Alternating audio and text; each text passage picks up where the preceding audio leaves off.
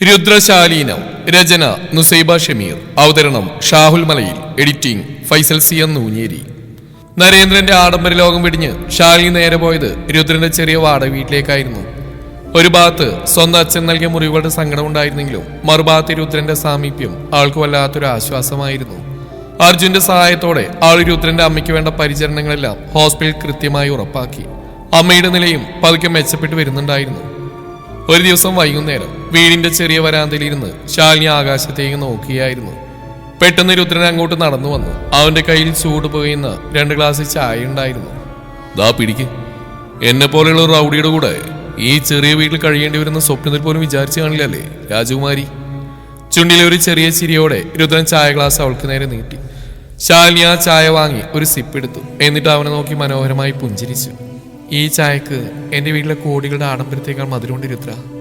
അവിടെ എനിക്ക് പണം ഉണ്ടായിരുന്നു, പക്ഷേ സമാധാനവും സ്വാതന്ത്ര്യവും ഇല്ലായിരുന്നു. ഇന്നിവിടെ എനിക്ക് പേടിയില്ല, കാരണം എൻ്റെ കൂടെ നീയുണ്ട്.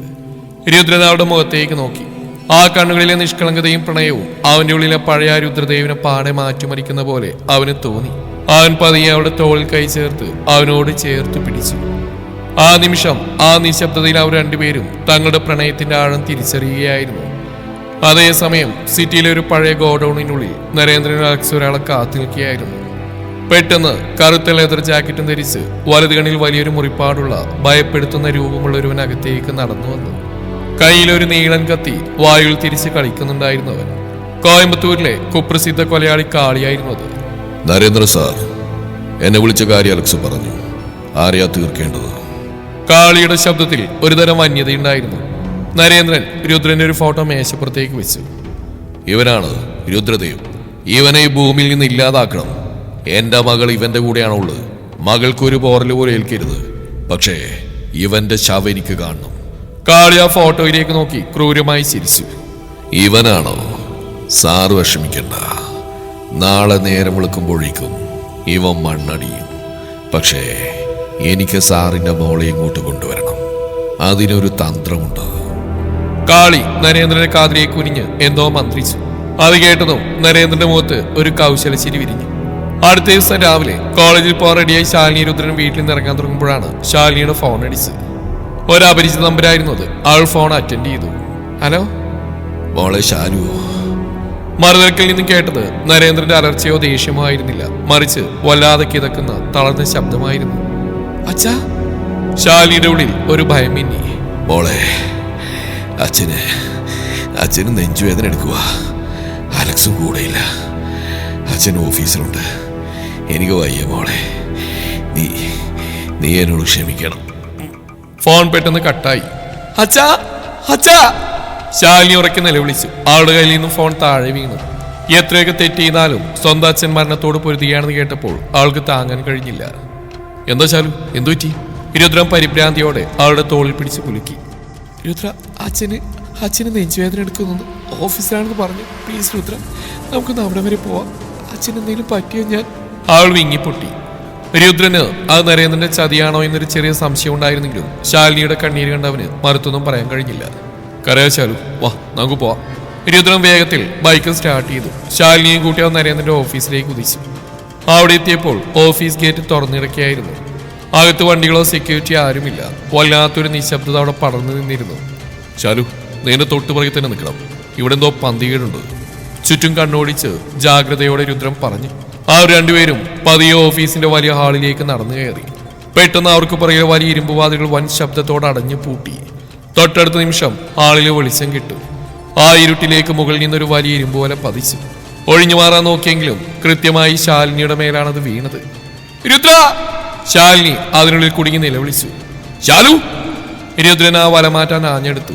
പക്ഷെ ഇരുട്ടിൽ നിന്ന് ഒരൊറ്റ കുതിപ്പായിരുന്നു. കാളി തന്നെ നീളം വടിയുമായി വന്ന് രുദ്രന്റെ പുറത്തേക്ക് ആഞ്ഞടിച്ചു. അപ്രതീക്ഷിതമായ അടിയിൽ രുദ്രൻ മുന്നോട്ട് തെറിച്ചു വീണു. അവന്റെ ചുണ്ടിൽ നിന്നും ചോര പൊടിഞ്ഞു. പെട്ടെന്ന് ആളിലെ ലൈറ്റുകൾ ഓരോന്നായി തെളിഞ്ഞു. മുകളിൽ നിന്ന് നരേന്ദ്രനും അലക്സും പടവുകൾ ഇറങ്ങി വരുന്നത് ശാലിനി കണ്ടു.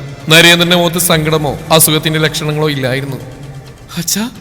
അച്ഛൻ എന്നെ ചതിക്കായിരുന്നല്ലേ? വലക്കുള്ളിൽ കിടന്ന് പിടഞ്ഞുകൊണ്ട് ശാലിനി ആക്രോശിച്ചു.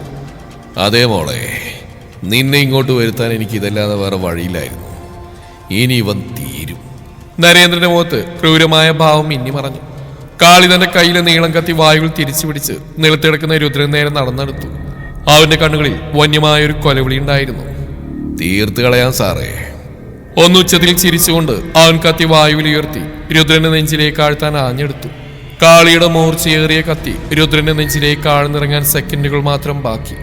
വലക്കുള്ളിൽ കിടന്ന് ശാലിനി കണ്ണുകളടച്ച് ഉറക്കെ നിലവിളിച്ചു, രുദ്ര!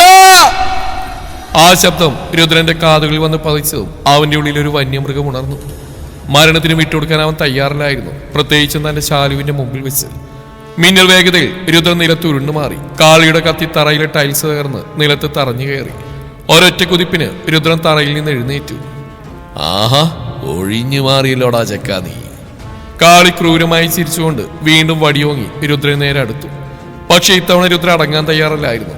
കാളി വടി വീശിയതും രുദ്ര അത് കൈകൊണ്ട് തടുത്തു. വടി ബലമായി പിടിച്ചു വാങ്ങി കാളിയുടെ നെഞ്ചിലേക്ക് ഒരൊറ്റ ചവിട്ട് വെച്ചു കൊടുത്തു. കോയമ്പത്തൂരിലെ ആ കൊടുങ്കൊലയാളി ദൂരേക്ക് തെറിച്ചു വീണു. അലക്സ്, നോക്കിക്കാ തീർക്കണവനെ, നരേന്ദ്രൻ വിളിച്ചു പറഞ്ഞു. അലക്സും ബാക്കി ഗുണ്ടകളും ഒന്നിച്ച് രുദ്രന് നേരെ പാഞ്ഞെടുത്തു. ഓഫീസാള് ഒരു വലിയ യുദ്ധക്കളമായി മാറി. ചോര തിളച്ചു മറിഞ്ഞ രുദ്രൻ ഒരു കൊടുങ്കാറ്റായി മാറുകയായിരുന്നു. അലക്സിന്റെ ആളുകൾ ഓരോരുത്തരായി രുദ്രന്റെ ഇടിയേറ്റ് ഓഫീസ് ഫർണിച്ചറുകൾക്കിടയിലേക്ക് തെറിച്ചു വീണു. അലക്സ് ഒരു ഇരുമ്പ് കസേര എടുത്ത് രുദ്രന്റെ തലക്കടിക്കാൻ വന്നു. രുദ്രൻ അത് കൈകൊണ്ട് തടുത്ത് കസേര പിടിച്ചു വാങ്ങി അലക്സിന്റെ തലക്കടിച്ച് താഴെയിട്ടു. അലക്സ് ചോരയൊലിപ്പിച്ച് നിലത്ത് വീണു. ഇതെല്ലാം കണ്ട് കാളി വീണ്ടും തന്റെ കത്തിയുമെടുത്ത് രുദ്രന്റെ പുറകിലൂടെ കുത്താൻ ആഞ്ഞെടുത്തു. രുദ്ര, സൂക്ഷിക്ക്, പുറകിൽ! ശാലിനി വലക്കുള്ളിൽ കിടന്ന് ഉറക്കെ വിളിച്ചു പറഞ്ഞു. ശാലിനിയുടെ മുന്നറിയിപ്പേട്ട രുദ്രൻ പെട്ടെന്ന് തിരിഞ്ഞ് കാളിയുടെ കൈത്തണ്ടയിൽ പിടിച്ച് തിരിച്ചു. കട്ടി കൂടിയ ആ മേശപ്പുറത്തേക്ക് കാളിയുടെ തല പിടിച്ചിടിച്ചു. കാളി അർത്ഥാബോധാവസ്ഥയിൽ നിലത്തേക്ക് ചെരിഞ്ഞു വീണു. ആളിലുണ്ടായിരുന്ന ഗുണ്ടകളെല്ലാം ചോരയൊലിപ്പിച്ച് നിലത്തിടക്കുകയാണ്. രുദ്രന്റെ മുഖത്ത് മുറിവുകളുണ്ടായിരുന്നു. വസ്ത്രം കീറിയിരുന്നു. അവൻ കത്തുന്ന കണ്ണുകളോടെ പതിയെ ശാലിനിയുടെ അടുത്തേക്ക് നടന്നു വന്ന് അവള് മൂടിയിരുന്ന ഇരുമ്പ് പോലെ ഒറ്റവലിക്ക് ദൂരേക്ക് എറിഞ്ഞു. ശാലു, നിനക്കൊന്നും പറ്റിയില്ലല്ലോ? രുദ്രൻ വിറക്കുന്ന കൈകളോടെ ആളുടെ മുഖം കൈക്കുമ്പിളിലെടുത്തു. എനിക്കൊന്നുമില്ല രുദ്ര. ശാലി അവനെ കെട്ടിപ്പിടിച്ച് കരഞ്ഞു. രുദ്രൻ പതിയെ മുഖമുയർത്തി പടവുകൾക്ക് മുകളിൽ പേടിച്ചു ഉറച്ചു നിൽക്കുന്ന നരേന്ദ്രനെ നോക്കി. അവന്റെ നോട്ടത്തിൽ മരണഭയം എന്താണെന്ന് നരേന്ദ്രൻ ശരിക്കും അറിഞ്ഞു. രുദ്രൻ പതിയെ പടവുകൾ കയറി നരേന്ദ്രൻ നേരെ നടക്കാൻ തുടങ്ങി. രുദ്ര, വരരുത്, അടുക്കരുത്. നരേന്ദ്രൻ പിന്നോട്ട് മാറി. അയാളുടെ കയ്യിലെ തോക്ക് നിലത്ത് വീണുപോയിരുന്നു. രുദ്രൻ നരേന്ദ്രന്റെ കോൾ കുത്തിപ്പിടിച്ച് ഭിത്തിയോട് ചേർത്ത് നിർത്തി. അവന്റെ കൈകൾ നരേന്ദ്രന്റെ കഴുത്തിലേക്ക് നീണ്ടു. എന്റെ അച്ഛനെ ചതിച്ചു വന്നവനാ നീ.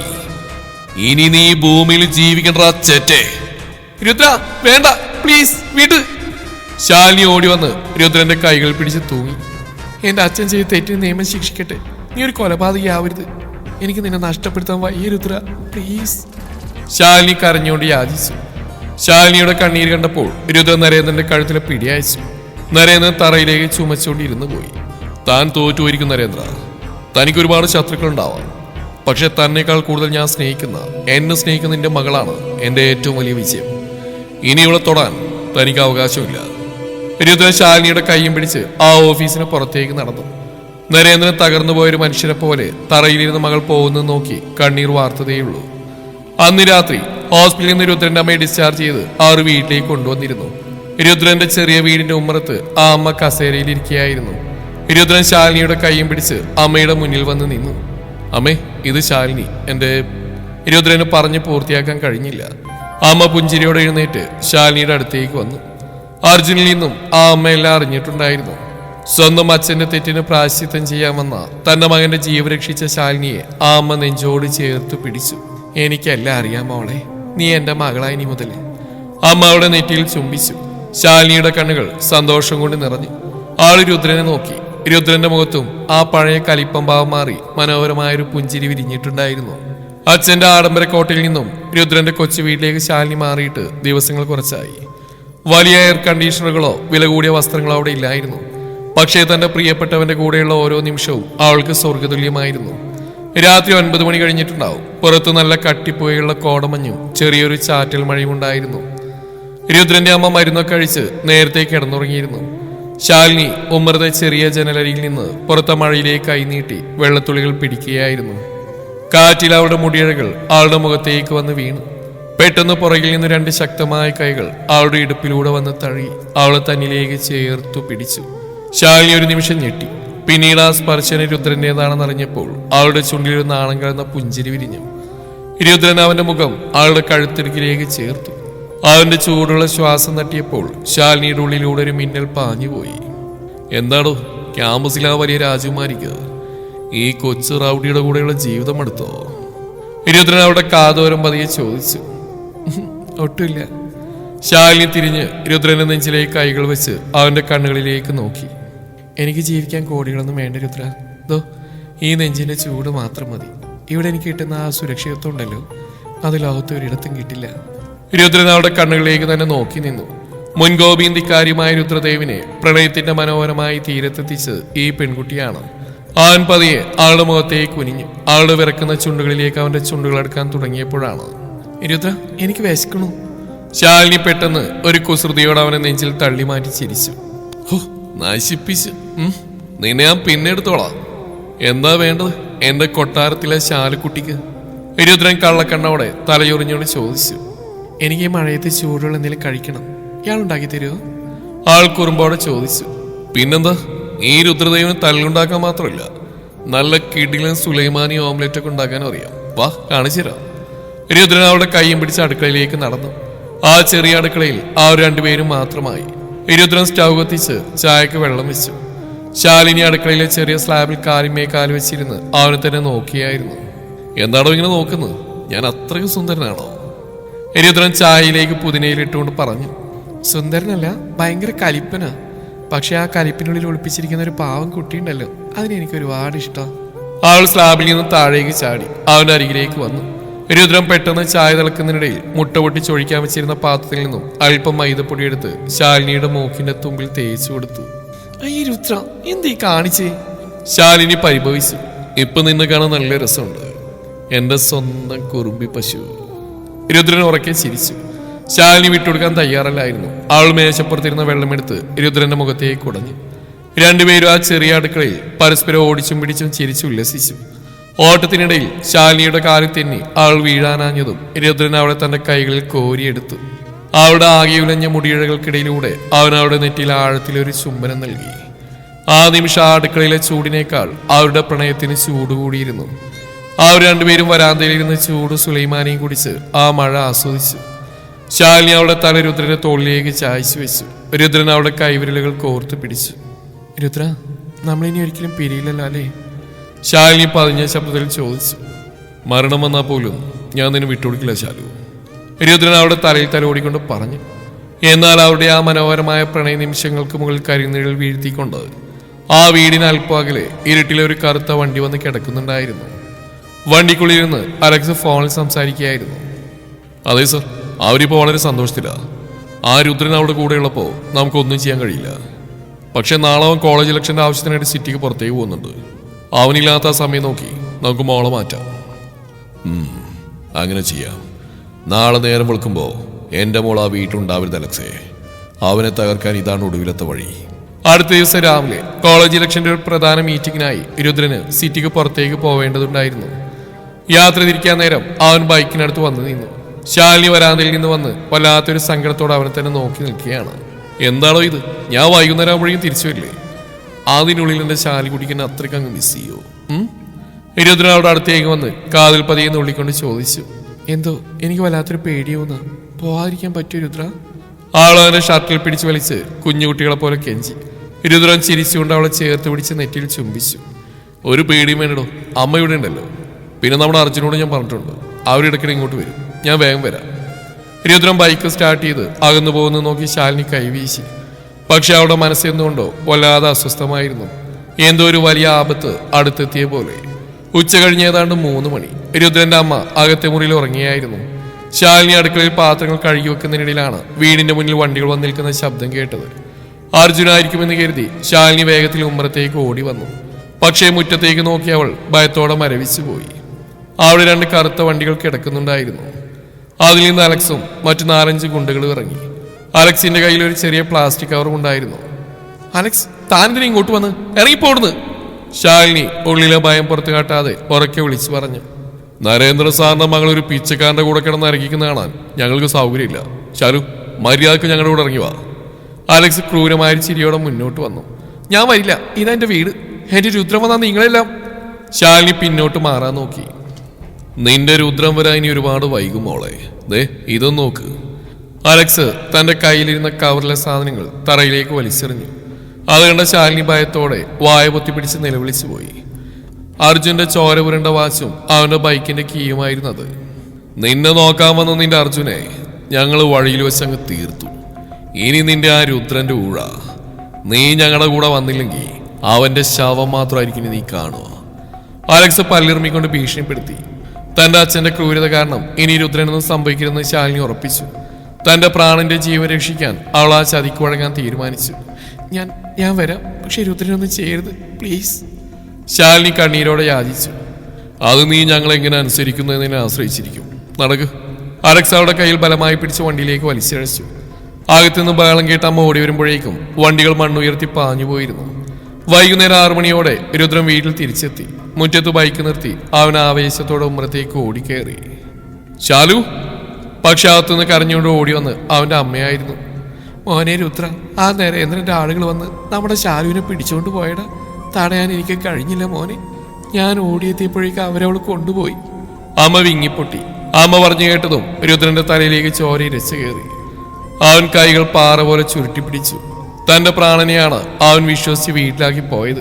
അവളെയാണ് അവർ തട്ടിക്കൊണ്ടുപോയിരിക്കുന്നത്. പെട്ടെന്ന് അവന്റെ ഫോൺ റിങ് ചെയ്തു. ഡിസ്പ്ലേയിൽ നരേന്ദ്രൻ. രുദ്രൻ ഫോൺ കാതോടിയേർത്തു. എടാ രുദ്ര, എന്റെ മകളിപ്പോ എൻ്റെ അടുത്തുണ്ട്. നീ ഇനി അവളെ കാണാൻ ശ്രമിച്ച എന്റെ മകളുടെ ശവം മാത്രമായിരിക്കും നീ കാണുക. ഇത് നിനക്കുള്ള അവസാനത്തെ മുന്നറിയിപ്പാ. മറുതലക്കിൽ നിന്നും നരേന്ദ്രന്റെ അട്ടഹാസം കേട്ടു. രുദ്രന്റെ മുഖത്ത് വന്യമായൊരു ഭാവം മിന്നിമറഞ്ഞു. അവൻ ശാന്തമായി എന്നാൽ ഉറച്ച ശബ്ദത്തിൽ പറഞ്ഞു, നരേന്ദ്ര സാറേ, എന്റെ കയ്യിൽ നിന്ന് അവളെ തട്ടിയെടുക്കാൻ മാത്രം തൻ്റെ ഇടം നിനക്കില്ലെന്ന് എനിക്കറിയാം. എന്റെ ശാലുവിന്റെ കണ്ണിൽ നിന്നൊരു തുള്ളി കണ്ണീരെങ്ങാനും വീണിട്ടുണ്ടെങ്കിൽ നിന്റെ സാമ്രാജ്യം ഞാൻ കത്തിച്ച് ചാമ്പലാക്കും. കാത്തിരുന്നോ, ഞാൻ വരുന്നുണ്ട്. മറുപടി കാത്തിൽക്കാതെ രുദ്രൻ ഫോൺ നിലത്തടിച്ചുടച്ചു. അവന്റെ കണ്ണ് ചുവന്നു കൊടുത്തിരുന്നു. ആ പഴയ രുദ്രൻ ഇരട്ടി ദേഷ്യത്തോടെ ഒരു കൊടുങ്കാറ്റായി മാറുകയായിരുന്നു. രുദ്രൻ ബൈക്ക് സ്റ്റാർട്ട് ചെയ്ത് ഒരു പ്രളയം പോലെ സിറ്റിയിലേക്ക് പാഞ്ഞു. നരേന്ദ്രന്റെ ആ വലിയ ബംഗ്ലാവിന്റെ വലിയ ഇരുമ്പ് ഗേറ്റുകൾക്ക് മുമ്പിൽ 6 ആയുധധാരികളായ ഗുണ്ടകൾ കാവൽ നിൽക്കുന്നുണ്ടായിരുന്നു. അകത്തെ വലിയ ആളിലെ സോഫയിൽ ശാലിനി തളർന്നിരിക്കുകയാണ്. ആളുടെ ഇരുവശത്തുമായി അലക്സും മറ്റു ഗുണ്ടകളും തോക്കുകളുമായി നിൽപ്പുണ്ട്. മുകളിൽ നിന്നും നരേന്ദ്രൻ ഗാംഭീര്യത്തോടെ പടവുകൾ ഇറങ്ങി വന്നു. കണ്ടോ ശാലു, ഒടുവിൽ നീ നിന്റെ അച്ഛൻ്റെ അടുത്ത് തന്നെ തിരിച്ചെത്തി. ആ തെരുവ് ഗുണ്ടക്ക് നിന്നെ എത്ര നാൾ സംരക്ഷിക്കാൻ പറ്റുമെന്നാ നീ വിചാരിച്ച്? നിന്റെ കല്യാണം ഞാൻ ആലോചിച്ചിട്ടുണ്ട്. അടുത്ത ആഴ്ച നീ ഈ രാജ്യം വിടും. ശാലിനി അച്ഛനുമായി പുച്ഛത്തോടെ ചിരിച്ചു. നിങ്ങൾ എന്നെ എങ്ങോട്ട് കൊണ്ടുപോയാലും എന്റെ മനസ്സിൽ രുദ്രൻ മാത്രമായിരിക്കും അച്ഛ. അവൻ വരും. നിങ്ങളെല്ലാവരും കൂടി കെട്ടിയുയർത്തി ഈ കോട്ട തകർക്കാൻ അവൻ വന്നിരിക്കും. അവൻ വരില്ലടി. വന്നാൽ ഈ ഗേറ്റ് കടന്നകത്തേക്ക് അവന്റെ ശവമേ വരൂ. നരേന്ദ്രൻ പറഞ്ഞു പൂർത്തിയാക്കാൻ കഴിഞ്ഞില്ല. പെട്ടെന്ന് വലിയൊരു സ്ഫോടന ശബ്ദത്തോടെ ബംഗ്ലാവിന്റെ ആ ഭീമാകാരമായ ഇരുമ്പുകേറ്റ് തകർന്നുള്ളിലേക്ക് വീണു. അലക്സ് നരേന്ദ്രൻ ഞെട്ടി അങ്ങോട്ട് നോക്കി. പുകപടലങ്ങൾക്കിടയിലൂടെ കറുത്ത ബൈക്കിന്റെ ഹെഡ്ലൈറ്റ് കരിനിഴലുകൾ വീഴ്ത്തിക്കൊണ്ട് രുദ്രനകത്തേക്ക് ഇരച്ചേറി വരികയായിരുന്നു. അവന്റെ കണ്ണുകളിൽ മരണത്തിന്റെ ഭാവമായിരുന്നു. അവനെ തീർക്കടാ! അലക്സ് പുറത്തുണ്ടായിരുന്ന ഗുണ്ടകൾക്ക് ആജ്ഞ നൽകി. മുറ്റത്ത് കാവൽ നിന്നിരുന്ന 6 ഗുണ്ടകളും വടികളും കപ്പികളുമായി രുദ്രൻ നേരെ പാഞ്ഞു. രുദ്രൻ ബൈക്ക് നിർത്തിയ ഒറ്റ ചാട്ടമായിരുന്നു. വായുവിൽ ഉയർന്നു ചാടി അവൻ ആദിത്യയുടെ മുഖത്തേക്ക് ചവിട്ടി. അവൻ തെറിച്ച് വീണ് ബോധരഹിതനായി. രുദ്രന്റെ കയ്യിൽ ഇത്തവണ ഒരു കനത്ത ഇരുമ്പ് ചെയിൻ ഉണ്ടായിരുന്നു. അവൻ ആ ചെയിൻ വായുവിൽ വീശിയടിച്ചുകൊണ്ട് ഗുണ്ടകളെ തല്ലി ചതക്കാൻ തുടങ്ങി. ചോര തിളച്ചു മറിഞ്ഞ രുദ്രൻ ഒരു വന്യമൃഗത്തെ പോലെയായിരുന്നു. അവന്റെ ഓരോ അടിയും ആളിലിരുന്ന ശാലിനിയുടെ കാതുകളിൽ വന്ന് പതിച്ചു. ആളുടെ ഹൃദയ അഭിമാനം കൊണ്ടും ഭയം കൊണ്ടും ഒരേപോലെ മിടിച്ചു. രുദ്ര! ആൾ സോഫയിൽ നിന്ന് എഴുന്നേൽക്കാൻ നോക്കിയെങ്കിലും ഗുണ്ടകൾ അവളെ തടഞ്ഞു. മുറ്റത്തുണ്ടായിരുന്ന ഗുണ്ടകളെയെല്ലാം ചോരക്കുളത്തിലാക്കി. വസ്ത്രത്തിൽ ചോരപ്പാടുകളുമായി രുദ്രൻ ബംഗ്ലാവിന്റെ വലിയ ഗ്ലാസ് വാതിൽ ചവിട്ടി പൊളിച്ച് ഹാളിലേക്ക് കയറി വന്നു. അവന്റെ കയ്യിൽ ഇരുമ്പ് ചെയിനിൽ നിന്നും ചോരയിട്ട് വീഴുന്നുണ്ടായിരുന്നു. നരേന്ദ്ര! രുദ്രന്റെ ആ ശബ്ദം ആ വലിയ ബംഗ്ലാവിൽ പ്രതിധ്വനിച്ചു. എടാ അലക്സേ, വെടിവെക്കണവനെ! നരേന്ദ്രൻ പേടിച്ചു വിറച്ചുകൊണ്ട് മുകളിലെ കോറിഡോറിലേക്ക് ഓടിക്കയറി. അലക്സ് രുദ്രൻ നേരെ തോക്കിക്കൊണ്ട് ട്രിഗർ അമർത്താനാഞ്ഞതും രുദ്രൻ കയ്യിൽ നിന്ന് ഇരുമ്പ് ചെയിൻ ഒരൊറ്റേറിന് അലക്സിന്റെ കയ്യിലേക്ക് എറിഞ്ഞു. ചെയിൻ വന്നടിച്ചതും അലക്സിന്റെ കയ്യിൽ നിന്ന് തോക്ക് ദൂരേക്ക് തെറിച്ചുപോയി. അടുത്ത നിമിഷം രുദ്രൻ മുന്നോട്ട് കുതിച്ച് അലക്സിന്റെ കോളിൽ പിടിച്ച് സോഫയിലേക്ക് വലിച്ചെറിഞ്ഞു. അവന്റെ മുഖത്ത് മാറി മാറി ഇടിച്ചുകൊണ്ട് രുദ്രൻ തന്റെ ദേഷ്യം മുഴുവൻ തീർത്തു. എന്റെ അർജുന്റെ മേലെ കൈവെക്കാൻ നിനക്ക് എങ്ങനെ ധൈര്യം വന്നടാ? ഒടുവിൽ അലക്സ് ചോരയൊലിപ്പിച്ച് തറയിലേക്ക് വീണു. ബാക്കിയുണ്ടായിരുന്ന 2 ഗുണ്ടകളും രുദ്രന്റെ ഈ വന്യരൂപം കണ്ട് ആയുധങ്ങൾ താഴെയിട്ട് ജീവനും കൊണ്ട് പുറത്തേക്ക് ഓടി. ഹാളിൽ ഇപ്പോൾ രുദ്രനും ശാലിനിയും മാത്രം. ശാലിനി ഓടി വന്ന് രുദ്രനെ കെട്ടിപ്പിടിച്ചു. രുദ്ര, എനിക്കറിയായിരുന്നു നീ വരുമെന്ന്. ആളവന്റെ നെഞ്ചിൽ തലയായിച്ചു. രുദ്രൻ അവളെ ചേർത്ത് പിടിച്ച് മുകളിലേക്ക് നോക്കി. ആടെ ഭയത്തോടെ നിൽക്കുന്ന നരേന്ദ്രനെ അവൻ കണ്ടു. രുദ്രൻ പതിയെ ശാലിനിയുടെ കൈയും പിടിച്ച് പടവുകൾ കയറി നരേന്ദ്രന്റെ മുമ്പിലെത്തി. നിന്റെ ഈ കോടികളും ഗുണ്ടകളും എന്നെ തടയുമെന്ന് വിചാരിച്ചോ? താൻ പണ്ട് എന്റെ അച്ഛനെ ചതിച്ച പോർത്തില്ല അതിലൊരു മകൻ വളർന്നു വരുമെന്ന്. ഞാൻ വിചാരിച്ച നിന്നെ ഈ നിമിഷം ഈ മണ്ണിൽ ഇല്ലാതാക്കാം. പക്ഷേ എന്റെ ശാലുവിന്റെ അതുകൊണ്ട് മാത്രം നിന്നെ ഞാൻ ജീവനോടെ വിടുന്നു. ഇനി മേലാൽ ഞങ്ങളുടെ ജീവിതത്തിലേക്ക് നീ വന്ന. രുദ്രൻ നരേന്ദ്രൻ നേരെ വിരൽ ചൂണ്ടി താക്കീത് നൽകി. നരേന്ദ്രൻ തറയിലേക്ക് തളർന്നിരുന്നു പോയി. തന്റെ എല്ലാ അധികാരങ്ങളും പണവും ഈ ഒരു പയ്യന്റെ മുമ്പിൽ തോറ്റുപോയെന്ന് അയാൾ തിരിച്ചറിഞ്ഞു. രുദ്രൻ ശാലിനിയെയും കൂട്ടി ആ ബംഗ്ലാവിന്റെ പടികളിറങ്ങി നടന്നു. തന്റെ പ്രാണനെ സ്വന്തം നെഞ്ചോട് ചേർത്ത് പിടിച്ച് അവൻ പുതിയൊരു ജീവിതത്തിലേക്ക് നടക്കുകയായിരുന്നു. ആ വലിയ ബംഗ്ലാവിന്റെ പുകപടലങ്ങൾക്കിടയിലൂടെ രുദ്രൻ ശാലിനിയുടെ കൈയും പിടിച്ച് പുറത്തേക്ക് നടന്നു. മുറ്റത്തെത്തിയപ്പോഴേക്കും പോലീസിന്റെ സൈറൻ ശബ്ദം ദൂരെ നിന്ന് കേൾക്കാമായിരുന്നു. രുദ്രൻ അവൾ തന്റെ ബൈക്കിന് പുറകിലിരുത്തി വേഗത്തിൽ അവിടെ നിന്നും പാഞ്ഞു. കാറ്റിൽ അവളുടെ മുടിയിഴകൾ പാറി പറന്നു. ശാലിനി രുദ്രന്റെ തോളിലേക്ക് മുഖം ചേർത്ത് വെച്ച് അവന്റെ ഇടുപ്പിലേക്ക് കൈകളിട്ട് മുറുകെ കെട്ടിപ്പിടിച്ചു. ആ കോടീശ്വരന്റെ മകൾക്ക് ഇനി ആഡംബരത്തിന്റെ കാറുകളോ സുരക്ഷാ വലയങ്ങളോ വേണ്ടായിരുന്നു. ഈ കലിപ്പന്റെ ബൈക്കിന് പുറകിലെ ഈ ഇത്തിരി സ്ഥലമായിരുന്നു അവളുടെ ലോകം. വണ്ടി നേരെ ചെന്നിന്ന് സിറ്റി ഹോസ്പിറ്റലിന് മുമ്പിലാണ്. അർജുൻ അവർ അവിടെയായിരുന്നു പ്രവേശിപ്പിച്ചിരുന്നത്. അകത്തേക്ക് ഓടിക്കയറിയ ശാലിനി രുദ്രനും കണ്ടത് തലയിൽ കെട്ടുമായി ബെഡിൽ നിന്ന് ആപ്പിൾ കഴിക്കുന്ന അർജുനെയാണ്. അവനരികിൽ രുദ്രന്റെ അമ്മയും ഉണ്ടായിരുന്നു. അർജുൻ! രുദ്രൻ ശ്വാസം വിട്ടുകൊണ്ട് അവന്റെ അരികിലേക്ക് നടന്നു. ആഹാ, നായകൻ തന്നെ നായികയും കൊണ്ട് തിരിച്ചെത്തിയല്ലേ? അർജുൻ ചിരിച്ചുകൊണ്ട് ആപ്പിൾ കഷ്ണം നീട്ടി. എടാ, നിന്റെ തല്ലിന്റെ ചൂടറിയാവുന്നോണ്ടേ ആലക്സും സംഘവും എന്നെ അത്രയ്ക്ക് അങ്ങ് ഉപദ്രവിച്ചില്ല. നിന്നെ പേടിപ്പിക്കാൻ വേണ്ടി എന്റെ വാശും ബൈക്കിന്റെ കീ ഊരിയെടുത്താവന്മാര്. എനിക്ക് വലിയ പരിക്കൊന്നുമില്ലടാ. അർജുന്റെ വാക്കുകൾ കേട്ടപ്പോഴാണ് ശാലിനിയുടെയും രുദ്രന്റെയും മനസ്സിലെ വലിയൊരു ഭാരം ഒഴിഞ്ഞത്. രുദ്രന്റെ അമ്മ ശാലിനി അരികിലേക്ക് വിളിച്ച് അവളുടെ നെറ്റിയിൽ തലോടി. എന്റെ മോളെ ദൈവം കാത്തു. ഇനി ആരും നിങ്ങളെ പിരിക്കില്ല. കുറച്ചു ദിവസങ്ങൾക്ക് ശേഷം രുദ്രന്റെ അമ്മ പൂർണ്ണ ആരോഗ്യവതിയായി വീട്ടിൽ തിരിച്ചെത്തി. അർജുന്റെ പരിക്കും ഭേദമായി. കോളേജ് ഇലക്ഷനിൽ രുദ്രന്റെ പാനൽ വൻ ഭൂരിപക്ഷത്തോടെ വിജയിച്ചു. ക്യാമ്പസിലെ പഴയ റൗഡി പയ്യൻ ഇന്ന് കോളേജിന്റെ ഔദ്യോഗിക ലീഡറാണ്. ഒരു വൈകുന്നേരം രുദ്രന്റെ ചെറിയ വീട് മനോഹരമായി അലങ്കരിച്ചിട്ടുണ്ടായിരുന്നു. അർജുന്റെയും കുറച്ച് അടുത്ത സുഹൃത്തുക്കളുടെയും രുദ്രന്റെ അമ്മയുടെയും സാന്നിധ്യത്തിൽ വളരെ ലളിതമായൊരു ചടങ്ങിൽ രുദ്രൻ ശാലിനിയുടെ കഴുത്തിൽ തുളസിമാല ചാർത്തി. പണത്തിന്റെ പത്രാസില്ലാത്ത എന്നാൽ സ്നേഹം മാത്രം നിറഞ്ഞ കല്യാണം ശാലിനിയുടെ കണ്ണുകളെ ഈറനണിയിച്ചു. ആള് രുദ്രന്റെ കാല് തൊട്ട് വന്നിച്ചപ്പോൾ അവൻ അവളെ കൈകളിൽ താങ്ങി എഴുന്നേൽപ്പിച്ചു. രാത്രിയോടെ കൂട്ടുകാരെല്ലാം യാത്ര പറഞ്ഞു പോയി. അമ്മ അകത്തെ മുറിയിൽ ഉറങ്ങാൻ കിടന്നു.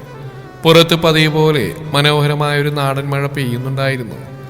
വരാന്തയിലെ ചെറിയ ലൈറ്റിന്റെ വെളിച്ചത്തിൽ ശാലിനി തന്റെ പുതിയ മാറ്റൊലി വസ്ത്രത്തിൽ അതീവ സുന്ദരിയായി ജനലരികിൽ നിൽക്കുകയായിരുന്നു. കയ്യിലെ പുതിയ ചുവന്ന വളകൾ കിലുങ്ങിക്കൊണ്ടിരുന്നു. രുദ്രൻ പതിയെ അവൾക്ക് പിറകിൽ വന്ന് നിന്നു. അവനവളുടെ കഴുത്തിലെ താലിമാലിൽ പതിയെ വിരലോടിച്ചു. ഇപ്പോഴൊരു സ്വപ്നം പോലെ തോന്നുക രുദ്ര, ഞാൻ നിന്റെ പെണ്ണായെന്ന് വിശ്വസിക്കാൻ കഴിയുന്നില്ല. ശാലിനി തിരിഞ്ഞ് അവന്റെ നെഞ്ചിലേക്ക് ചാഞ്ഞു. സ്വപ്നമല്ല ശാലു, യാഥാർത്ഥ്യമാണ്. ഈ കലിപ്പൻ രുദ്രന്റെ ജീവിതത്തിലേക്ക് വന്ന് നീ എന്റെ രാജകുമാരിയാണ്. രുദ്രൻ അവളുടെ താടിത്തുമ്പിൽ പതിയെ ഉയർത്തി. ആ കത്തുന്ന കണ്ണുകളിൽ പ്രണയം മാത്രം തുളുമ്പി നിന്നിരുന്നു. അവൻ പതിയെ കുനിഞ്ഞ് അവളുടെ നെറ്റിയിലും പിന്നീട് കണ്ണുകളിലും ആഴത്തിൽ ചുംബിച്ചു. ശാലിനി നാണം കൊണ്ട് അവന്റെ നെഞ്ചിലേക്ക് കൂടുതൽ ഒതുങ്ങി. മഴയുടെ പശ്ചാത്തലത്തിൽ ആ ചെറിയ മുറിയിലെ വെളിച്ചത്തിൽ അവർ രണ്ടുപേരും പ്രണയത്തിന്റെ പുതിയൊരു ലോകത്തേക്ക് ലയിച്ച് ചേരുകയായിരുന്നു. വിവാഹത്തിന് ശേഷമുള്ള ആദ്യത്തെ കോളേജ് ദിവസം. കോളേജ് ഗേറ്റിന് മുമ്പിൽ പതിവ് പോലെ വിദ്യാർത്ഥികളുടെ വലിയൊരു കൂട്ടം തന്നെ ഉണ്ടായിരുന്നു. എല്ലാവരും കാത്തുനിന്ന് ആ ഒരു ജോഡിയെ കാണാനായിരുന്നു. കോളേജ് ചെയർമാൻ രുദ്രദേവനെയും അവന്റെ പ്രാണനായ ശാലിനിയെയും. പെട്ടെന്നാണ് രുദ്രന്റെ ബൈക്ക് ഗേറ്റ് കടന്ന് അകത്തേക്ക് വന്ന്. ബൈക്കിന് പുറകിൽ രുദ്രന്റെ ഇടുപ്പിൽ കൈകളിട്ട് മുറുക്കെ പിടിച്ച് ശാലിനി ഇരിക്കുന്നുണ്ടായിരുന്നു. അവളുടെ കഴുത്തിലെ ചെറിയ താലിമാലയും നെറ്റിയിലെ ചുവന്ന സിന്ദൂരവും രാവിലത്തെ വെയിലിൽ തിളങ്ങി നിന്നു. ബോഡി ഗാർഡ്സിന്റെ പത്രാസില്ലാതെ തന്റെ ഭർത്താവിന്റെ നെഞ്ചിലെ സുരക്ഷിതത്വത്തിൽ അവൾ അതീവ സന്തുഷ്ടയായിരുന്നു.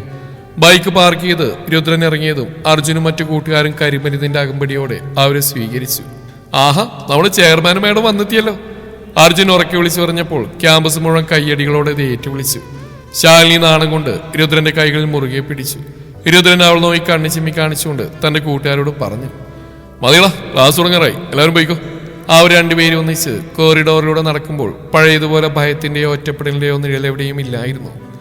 എല്ലാവരും അവരെ ബഹുമാനത്തോടെയും സ്നേഹത്തോടെയും നോക്കി പുഞ്ചിരിച്ചു. ഉച്ച സമയത്ത് ലൈബ്രറിയുടെ പുറകിലെ ആളൊഴിഞ്ഞ തണൽ മരച്ചോട്ടിൽ അവർ രണ്ടുപേരും ഒന്നിച്ചിരിക്കുകയായിരുന്നു. ശാലിനി വീട്ടിൽ നിന്ന് ഉണ്ടായിക്കൊണ്ടുവന്ന ലഞ്ച് ബോക്സ് തുറന്ന് രുദ്രൻ ഒരു ഉരുള ചോറ് വാരിക്കൊടുത്തു. രുദ്ര, എനിക്കിപ്പോഴും വിശ്വസിക്കാൻ കഴിയുന്നില്ല.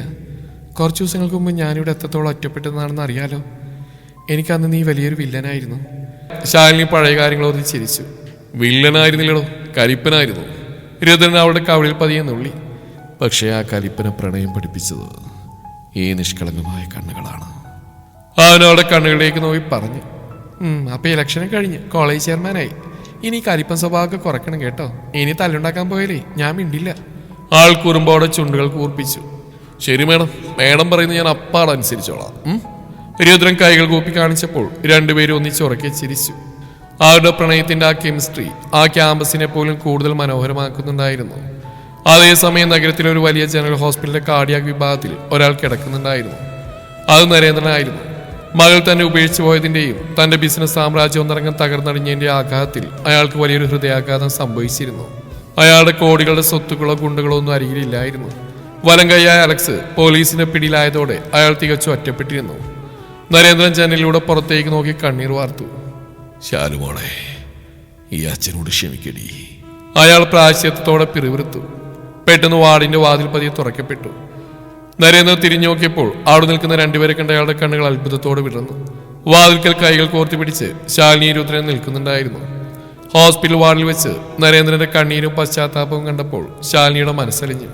മനസ്സിലാ മനസ്സോടെയാണെങ്കിലും തന്റെ പ്രാണന്റെ അച്ഛനായതുകൊണ്ട് മാത്രം രുദ്രനും നരേന്ദ്രനോട് ക്ഷമിച്ചു. അങ്ങനെ ആ കുടുംബത്തിൽ സമാധാനം തിരിച്ചു വന്നു. നരേന്ദ്രൻ തന്റെ ബിസിനസ് എല്ലാം നിർത്തി ഒരു സാധാരണ ജീവിതത്തിലേക്ക് മാറി. പക്ഷേ ഈ ഒത്തുതീർപ്പ് ഒട്ടും ഇഷ്ടപ്പെടാത്ത ഒരാളുണ്ടായിരുന്നു, അലക്സ്. ജാമ്യത്തിലിറങ്ങിയവൻ നരേന്ദ്രൻ തങ്ങളുടെ കൈവിട്ടലും തനിക്ക് ഈ ഗതി വരുത്തിയ രുദ്രനോടും കടുത്ത പകയിലായിരുന്നു. അവനൊടുവിലത്തെ ചതിക്കായി കെണിയൊരുക്കി. ഒരു ശനിയാഴ്ച വൈകുന്നേരം തന്റെ ഫോണിലേക്ക് നരേന്ദ്രൻ നമ്പറിൽ നിന്നൊരു കോൾ വന്നു. പക്ഷെ നരേന്ദ്രന്റെ ഫോൺ ഹാക്ക് ചെയ്തത് അലക്സ് ആയിരുന്നു.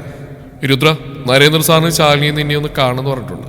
സാറിപ്പോ സാറിന്റെ പഴയ വ്യൂ പോയിന്റ് ബംഗ്ലാവിലേക്ക് വന്നിട്ടുണ്ട്, വേഗം വരണേ. മറുതലക്കിൽ നരേന്ദ്രന്റെ ആളാണെന്ന് വ്യാജേന അലക്സിന്റെ ഒരു കൂട്ടുകാരാണ് സംസാരിച്ച്. നരേന്ദ്രൻ വിളിച്ചാണെന്ന് കരുതി രുദ്രനും ശാലിനിയും ബൈക്കിൽ നേരെ സിറ്റിയുടെ അതിർത്തിയുള്ള ആരും വരാത്ത ആ മലമുകളുടെ വ്യൂ പോയിന്റിലേക്ക് തിരിച്ചു. നരേന്ദ്രൻ ഇതൊന്നും അറിയുന്നുണ്ടായിരുന്നില്ല. അവരവിടെ എത്തിയപ്പോൾ കാട് കയറി കിടക്കുന്ന ആ കോട്ടയ്ക്ക് വല്ലാത്തൊരു ശൂന്യതയുണ്ടായിരുന്നു. പെട്ടെന്ന് ഇരുട്ടിൽ നിന്ന് അലക്സും അവന്റെ 5-6 സുഹൃത്തുക്കളും മാരകായുധങ്ങളുമായി പുറത്തേക്ക് വന്നു.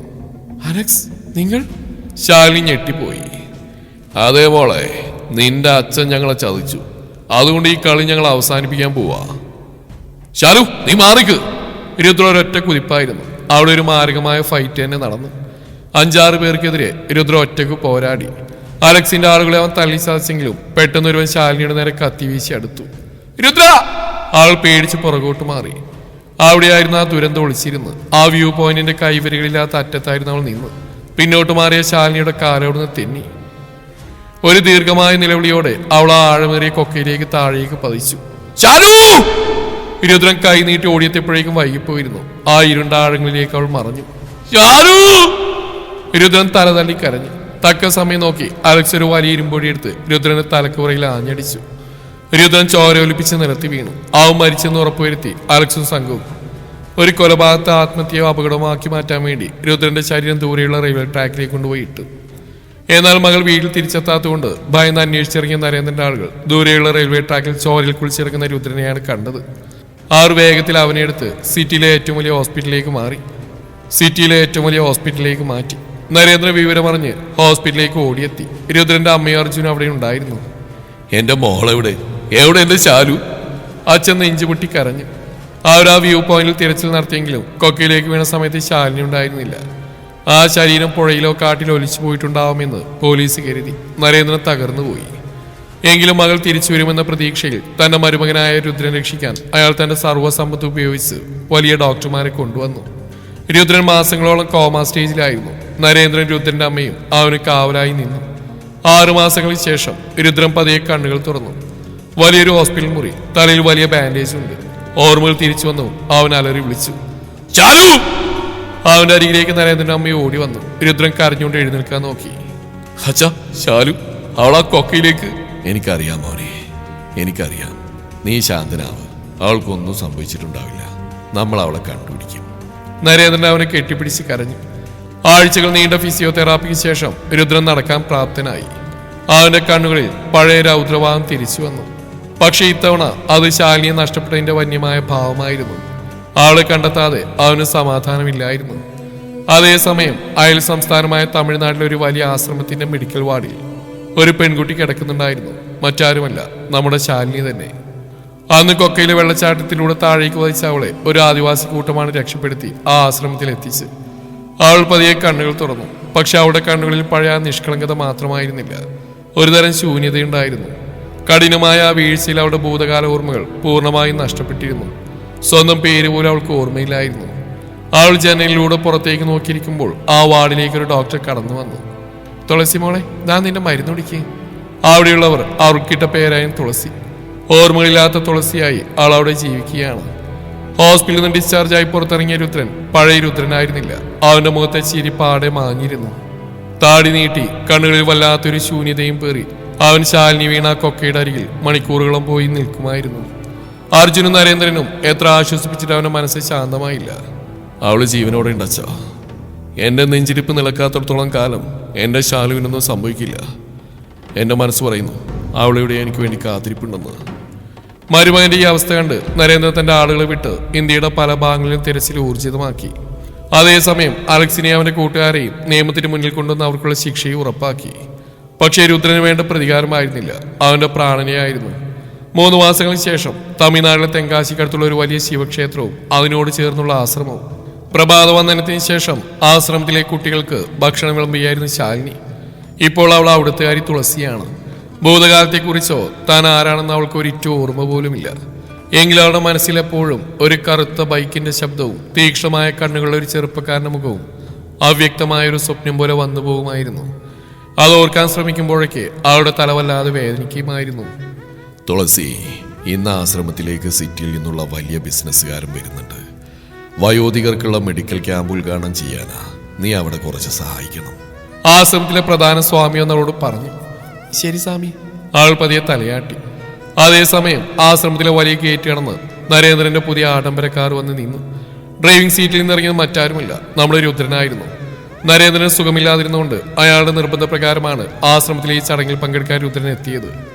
മാനസികമായ ഒരു ഇത്തിരി സമാധാനം രുദ്രനെ കിട്ടട്ടെ എന്ന് നരേന്ദ്രൻ കരുതിയിരുന്നു. കറുത്ത കുർത്തയും ജീൻസും അണിഞ്ഞ് വല്ലാത്തൊരു ഗാംഭീര്യത്തോടെ രുദ്രൻ കാറിൽ നിന്നും പുറത്തേക്ക് ഇറങ്ങി. ആശ്രമ അധികൃതർ അവനെ സ്വീകരിച്ച ആളിലേക്ക് കൂട്ടിക്കൊണ്ടുപോയി. ക്യാമ്പ് നടക്കുന്ന വലിയ ഹാളിൽ ആളുകൾ നിറഞ്ഞിരിക്കുകയായിരുന്നു. രുദ്രൻ സ്റ്റേജിലെ പ്രധാന കസേരയിൽ വന്നിരുന്നു. ഉദ്ഘാടന ചടങ്ങുകൾ ആരംഭിച്ചു. പെട്ടെന്ന് സ്റ്റേജിലേക്ക് നിലവിളക്ക് കൊണ്ടുവെക്കാനായി ഒരു പെൺകുട്ടി കടന്നു വന്നു. ലളിതമായ കേരള സാരി ഉടുത്ത് മുടി പിന്നിക്കെട്ടി യാതൊരുവിധ ആഭരണങ്ങളുമില്ലാതെ അതീവ നിഷ്കളങ്കയായി അവൾ നടന്നു വന്നു. രുദ്രൻ യാദൃശ്ചികമായി അവളുടെ മുഖത്തേക്ക് നോക്കി. ഒരു നിമിഷം രുദ്രന്റെ ഹൃദയമിടിപ്പ് നിലച്ചുപോയി. അവനിരുന്ന കസേരയിൽ നിന്ന് പെട്ടെന്ന് എഴുന്നേറ്റു. അവന്റെ കൈകൾ വിറക്കാൻ തുടങ്ങി.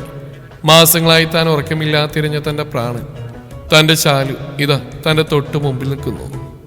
ശാലു. രുദ്രന്റെ നാവിൽ നിന്ന് ആ ശബ്ദം വല്ലാതെ ഇടറി പുറത്തേക്ക് വന്നു.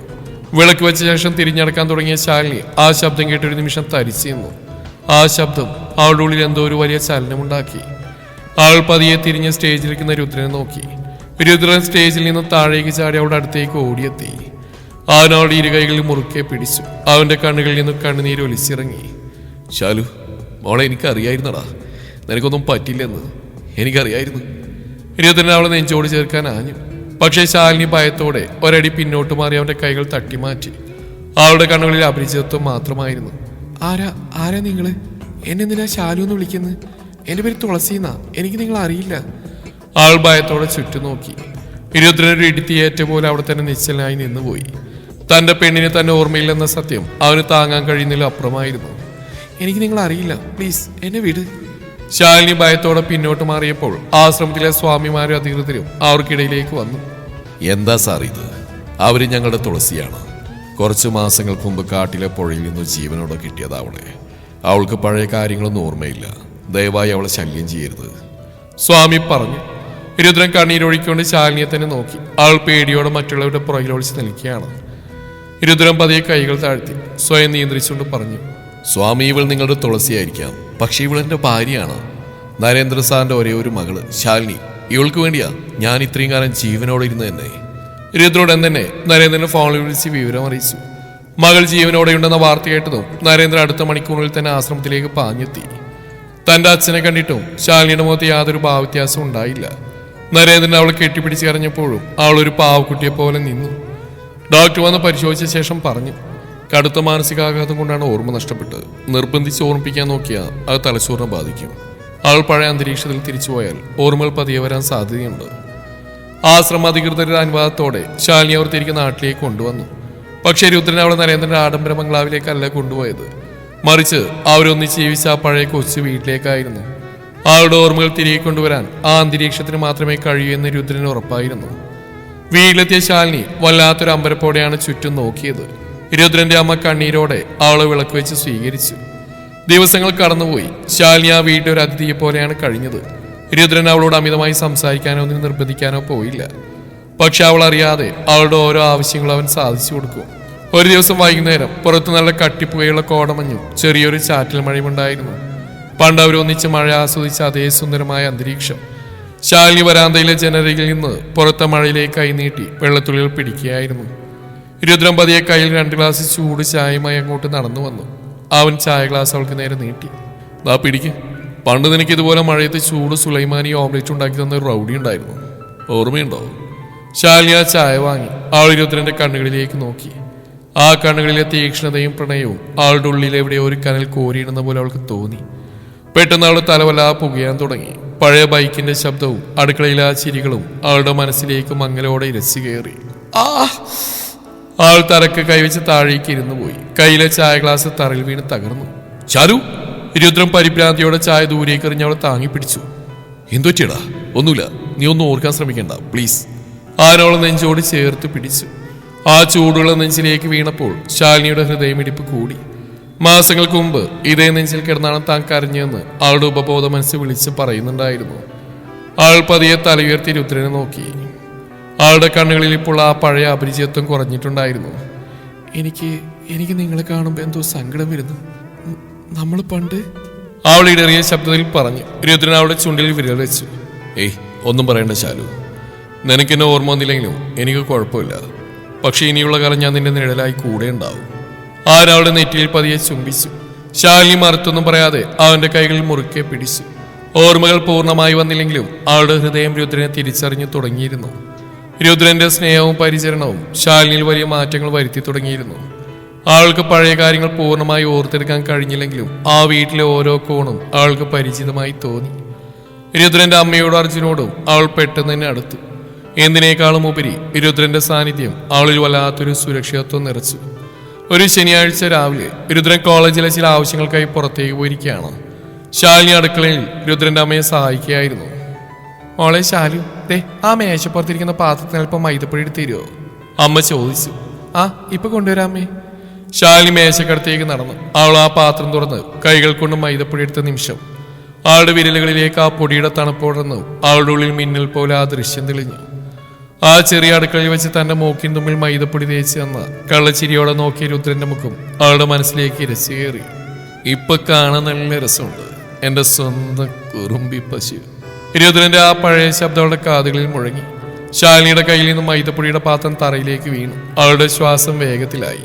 തലക്കുള്ളിൽ പഴയ ഓർമ്മകളുടെ വലിയൊരു അണക്കെട്ട് പൊട്ടി ഒഴുകുകയായിരുന്നു. അച്ഛന്റെ കോട്ടയിൽ നിന്നുള്ള ഇറങ്ങിപ്പോക്ക്, രുദ്രന്റെ കൂടെയുള്ള ബൈക്ക് യാത്രകൾ, അലക്സിന്റെ ചതി, ഒടുവിൽ ആ മലമുകളിലെ കൊക്കിൽ നിന്ന് താഴേക്ക് പതിച്ച ആ ഭീകര നിമിഷം, എല്ലാം ഒറ്റ നിമിഷം കൊണ്ട് അവളുടെ ഓർമ്മയിൽ തെളിഞ്ഞു വന്നു. അമ്മേ! ശാലിനി ഉറക്കി വിളിച്ചുകൊണ്ട് നെഞ്ചിൽ കൈവച്ച് തറയിലേക്ക് ഇരുന്നു പോയി. മോളെ, എന്തു പറ്റി? അമ്മ പരിഭ്രാന്തിയോടെ ഓടിയെത്തി. അമ്മേന്റെ രുദ്രൻ, എനിക്ക് ഓർമ്മ വന്നു അമ്മേ, ഞാൻ ശാലുവാ, നിങ്ങളുടെ മകള്. അവൾ അമ്മയെ കെട്ടിപ്പിടിച്ച് പൊട്ടിക്കരഞ്ഞു. അമ്മയുടെ കണ്ണുകളിൽ നിന്നും സന്തോഷക്കണ്ണീർ ഒലിച്ചിറങ്ങി. അവരവളെ നെഞ്ചോട് ചേർത്ത് പിടിച്ചു. വൈകുന്നേരം 4 മണിയോടെ രുദ്രന്റെ ബൈക്ക് മുറ്റത്ത് വന്ന് നിന്നു. രുദ്രൻ ബൈക്കിന്റെ കീയും കയ്യിലെടുത്ത് പതിവ് പോലെ വരാന്തയിലേക്ക് നടന്നു വന്നു. അവന്റെ മുഖത്ത് ശാലിനിയെ കുറിച്ചുള്ള ചിന്തകൾ മാത്രമായിരുന്നു. ഉമ്മറത്തെ വാതിൽ തുറന്നവൻ അകത്തേക്ക് കയറിയതും ആളിലെ ജനലരികിൽ ശാലിനി നിൽക്കുന്നവൻ കണ്ടു. പക്ഷെ ഇത്തവണ അവളുടെ നിൽപ്പ് വ്യത്യാസമായിരുന്നു. അവന് രുദ്രൻ നോക്കി നിൽക്കുകയാണ്. അവളുടെ കണ്ണുകൾ നിറഞ്ഞൊഴുകുന്നുണ്ടായിരുന്നു. ആ കണ്ണുകളിൽ പഴയ അപരിചിതത്വത്തിന്റെ നിഴൽ പോലും ഇല്ലായിരുന്നു. അതിൽ പ്രണയവും വിരഹവും മാത്രം നിറഞ്ഞു തുളുമ്പി. രുദ്രൻ വല്ലാത്തൊരു അമ്പരപ്പോടെ അവളെ നോക്കി. ഒരടി മുന്നിൽ വെച്ചു. ശാലിനി പതിയെ തന്റെ കൈകൾ ഉയർത്തി മൂക്കിൻ തുമ്പിലേക്ക് വിരൽ ചൂണ്ടി. അവിടെ അല്പം മൈദപ്പൊടി തേച്ച് പിടിപ്പിച്ചിട്ടുണ്ടായിരുന്നു. അവൾ കരച്ചിലിനിടയിലും ഒരു കുസൃതി ചിരിയോടെ അവനെ നോക്കി പതിയെ ചോദിച്ചു, ഇപ്പോഴും എന്നെ കാണാൻ കുറുമ്പി പശുവിനെ പോലെ ഉണ്ടോടാ കലിപ്പ? ആ വാക്കുകൾ കേട്ടതും രുദ്രന്റെ കയ്യിൽ നിന്നും ബൈക്കിന്റെ കീ തറയിലേക്ക് വീണു. അവന്റെ ഹൃദയം ഒരു നിമിഷം നിലച്ചുപോയി. തന്റെ ശാലുവിന് തന്റെ പ്രാണൻ ഓർമ്മകൾ തിരികെ കിട്ടിയിരിക്കുന്നു. ശാലു? രുദ്രന്റെ ശബ്ദം സന്തോഷം കൊണ്ട് അലറി വിളിക്കുകയായിരുന്നു. അവനൊരൊറ്റ കുതിപ്പിന് അവളുടെ അടുത്തേക്ക് ഓടിയെത്തി. ശാലിനിയും മുന്നോട്ട് കുതിച്ച് അവന്റെ നെഞ്ചിലേക്ക് ചാഞ്ഞു. രുദ്രൻ അവളെ വായുവിൽ ഉയർത്തിയൊന്ന് ചുറ്റി. പിന്നീട് തന്നെ നെഞ്ചോട് ചേർത്ത് മുറുകെ പിടിച്ചു. എന്റെ ശാലു, എന്റെ പെണ്ണ് തിരിച്ചു വന്നല്ലോ. രുദ്രൻ അവളുടെ തോളിൽ മുഖം പൊഴുത്തി ഒരു കൊച്ചു കുഞ്ഞിനെ പോലെ കരഞ്ഞു. ഇനി ഞാൻ നിന്നെ വിട്ടെങ്ങും പോയില്ല രുദ്ര, മരണം വന്നാ പോലും. ശാലിനി അവന്റെ കഴുത്തിലൂടെ കൈകളിട്ട് മുറുകെ പിടിച്ചു. ആളിലെ വെളിച്ചത്തിൽ അവരുടെ കണ്ണീരും പുഞ്ചിരി ഒന്നായ നിമിഷം പ്രണയത്തിന്റെ ഏറ്റവും മനോഹരമായ കാവ്യമായി മാറി. കോട്ടകൾ തകർത്തും മരണക്കയങ്ങൾ നീന്തിക്കടന്നും ആ കലിപ്പനും അവന്റെ രാജകുമാരിയും വീണ്ടും ഒന്നായി. രുദ്രന്റെ നെഞ്ചോട് ചേർന്ന് ഇന്ന് ശാലിനി കരഞ്ഞു തീർക്കുമ്പോഴേക്കും വിവരമറിഞ്ഞ് നരേന്ദ്രൻ അർജുന വീട്ടിലേക്ക് ഓടിയെത്തിയിരുന്നു. ആളിലേക്ക് കയറി വന്ന നരേന്ദ്രനെ കണ്ടതും ശാലിനി ഓടിച്ചെന്ന അച്ഛന്റെ നെഞ്ചിലേക്ക് ചാഞ്ഞു. അവൾ വിങ്ങിപ്പൊട്ടി. നരേന്ദ്രന്റെ കണ്ണുകൾ നിറഞ്ഞൊഴുകി. അയാൾ മകളെ മുറുക്കെ കെട്ടിപ്പിടിച്ച് രുദ്രന്റെ നേരെ നോക്കി. എനിക്ക് മാപ്പ് തരണേടാ മക്കളെ. എൻ്റെ ഈ മകൾക്ക് വേണ്ടി നീ സഹിച്ച വേദനകൾക്ക് മുമ്പിൽ എൻ്റെ കോടികളൊന്നും ഒന്നും ആയിരുന്നില്ല. എൻ്റെ മോളെ സ്നേഹിക്കാൻ നിനക്കല്ലാതെ ഈ ലോകത്ത് ആർക്കും കഴിയില്ലെന്ന് നീ തെളിയിച്ചു. രുദ്രനെ നരേന്ദ്രന്റെ അരികിലേക്ക് വന്ന കൈകൾ പിടിച്ചു. പഴുതെല്ലാം നമ്മൾ മറന്നു വെച്ച, ഇനി നമ്മുടെ മുമ്പിൽ സന്തോഷമുള്ള ദിവസങ്ങൾ മാത്രമാണ്. അർജുൻ കണ്ണുകൾ തുടച്ചുകൊണ്ട് ഇടയിൽ കയറി. അല്ലെങ്കിൽ നമ്മുടെ ചെയർമാൻ യുദ്ധത്തെ വിചാരിച്ചാൽ നടക്കാത്ത എന്തെങ്കിലും ഉണ്ടോ? ദാ ഇതോടെ എല്ലാം ശുഭം. അർജുന്റെ ആ തമാശയായിട്ട് ആ കൊച്ചു വീട്ടിൽ മാസങ്ങൾക്ക് ശേഷം വലിയൊരു ചിരി ഉണർന്നു. പ്രതികാരത്തിന്റെ കനലുകളെ പ്രണയത്തിന്റെ മഴ കൊണ്ട് തോൽപ്പിച്ച് കലിപ്പരുദ്രനും അവന്റെ സ്വന്തം ശാലുക്കുട്ടിയും ഒരു പുതിയ പ്രണയകാലത്തിലേക്ക് ഒന്നിച്ച് ചുവടുവെച്ചു. ഈ കഥ ഇവിടെ അവസാനിക്കുന്നു. Thank you.